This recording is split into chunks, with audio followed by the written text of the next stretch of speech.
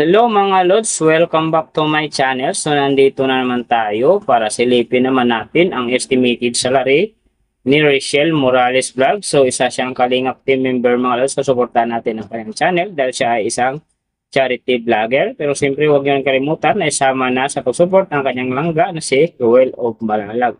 At saka isama na rin yung kanyang ama, yung channel ni Pading Recent Vlog. So tatay ko ni Rachel mga Lods. So suportahan din natin ang kanyang channel. At saka siyempre, idama nyo na rin ang aking channel. So mga Lods, kung hindi pa kayo nakapag-subscribe, pakiclick nyo muna subscribe natin. And then siyempre, pakipost na rin ang notification bell para lagi kayong updated sa ating video. So ano po bang hinihintay natin mga Lods? Let's go!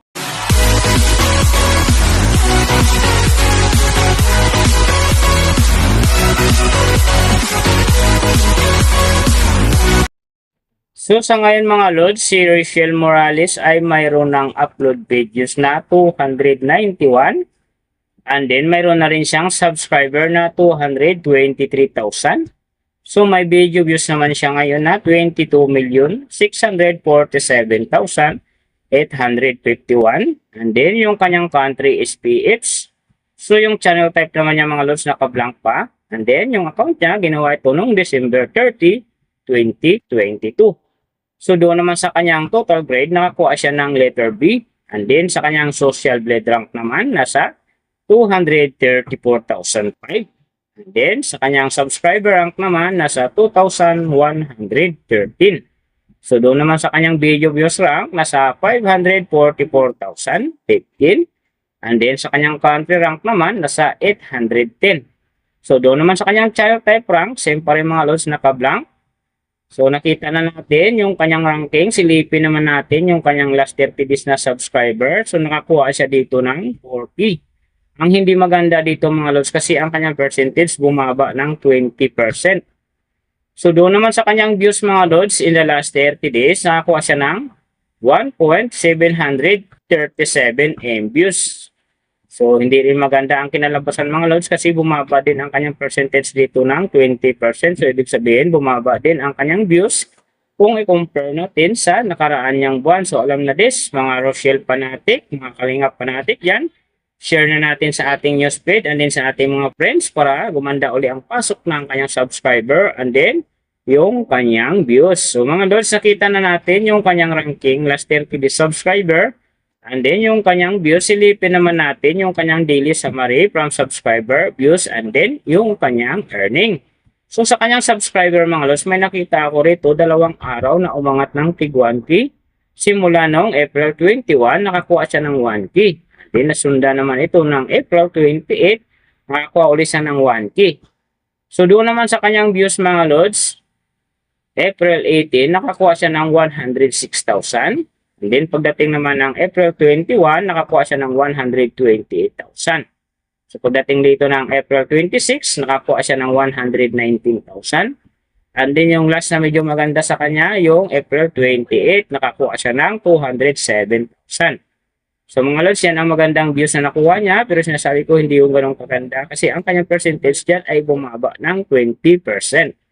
So doon naman sa kanyang earning mga Lods, tingnan natin dito yung April 19. So sa kanyang low estimated, nakakuha siya ng 11 US dollars. Then sa kanyang high estimated naman, nakakuha siya ng 174 US dollars. So ang mga yan naman mga Lods, daily summary lang, mas maganda kung silipin natin yung naka-round off na from daily, weekly, and monthly para malaman na natin kung magkano na ngayon ang estimated salary ni Rachel Morales Vlogs dito sa YouTube. So unahin natin yung kanya daily average. So sa daily subscriber, nakakuha siya ng 134.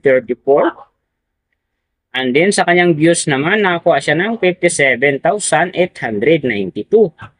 So doon naman sa kanyang daily, low estimated ng kanyang earning, nakakuha siya ng 14 US dollars. So times natin sa 55, mayroon siyang 770. And then sa kanyang daily high estimated naman ang kanyang earning, nakakuha siya ng 232 US dollars. So times natin sa 55, mayroon siyang 12,760. So yan mga Lods ang kanyang daily average. So pupunta naman tayo sa kanyang weekly average. So sa weekly subscriber, nakakuha siya ng 938. And then sa kanyang views naman, nakakuha siya ng 405,244. So doon naman sa kanyang weekly, low estimated ng kanyang earning, nakakuha siya ng $101. So times natin sa 55, mayroon siyang 5,555. And then sa kanyang weekly, high estimated naman ng kanyang earning, nakakuha siya ng $1,600. So times natin sa 55, mayroon siyang 88,000. So yan naman mga lods ang kanyang weekly average. So pupunta naman tayo sa kanyang monthly average. So sa monthly subscriber, nakakuha siya ng 40. And then sa kanyang views naman, nakakuha siya ng 1,736,759. So doon naman sa kanyang monthly, low estimated na kanyang earning, nakakuha siya ng $434. So times natin sa 55, mayroon siyang 23,870. And then sa kanyang monthly, high estimated naman ang kanyang earning, nakakuha siya ng $6,900. So times natin sa 55, mayroon siyang 379,500. So yan naman mga lods ang kanyang monthly average. And then yung nababanggit ko rito or nakikita nyo is pawang estimated lamang yan. Nakabis lang tayo sa Social Blade website. Isang public website na kahit sino pwedeng mag-open para malaman kung magkano na ang estimated salary ng ating mga iniidolong YouTuber, vlogger, or influencer. And then mga lods, like kung sinasabi, yung palaging natutupad dyan, yung low estimated, kasi nga hindi talaga natin kayang i-demand sa ating mga viewers na huwag mag-skip ng ads. Pero pwede pa rin maging times 2, times 3, or maging times 4 ba yan kapag ang isang vlogger nakapagpa-viral ng kanyang video.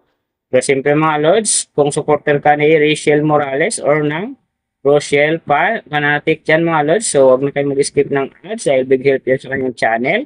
At saka siyempre sa mga taong kanya rin tinutulungan. So siyempre huwag nyo rin kalimutan na huwag na rin skip ang aking ads dahil big help yan sa aking channel at saka siyempre sa aking mga personal na ad ikain.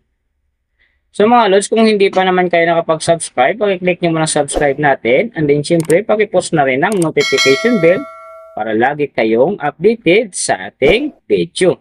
And then kung mayroong gustong magpagawa ng video na sim nito para sa inyong mga iniidolong YouTuber, vlogger, or influencer, comment nyo lang sa baba yung tamang detalye ng kanyang channel para ma-search natin kagad at magawa natin sa next video. Pero syempre mga lods, nasabi ko, priority ko pa rin ang member. Pero huwag kayong mag-alala, lahat na nag-request, mapagbibigyan lang. Be patient lang mga lods dahil isa lang ang kalaban. So maraming salamat sa lahat ng mga sumusuporta sa aking channel. At saka magsusupport pa lang. Ingat kayo palagi and God bless. At sana gabayan kayo palagi ng Panginoon sa ginagawa niyo araw-araw. At syempre magtagumpay din kayo sa inyong mga pangarap. So hanggang dito na lang. See you on my next video.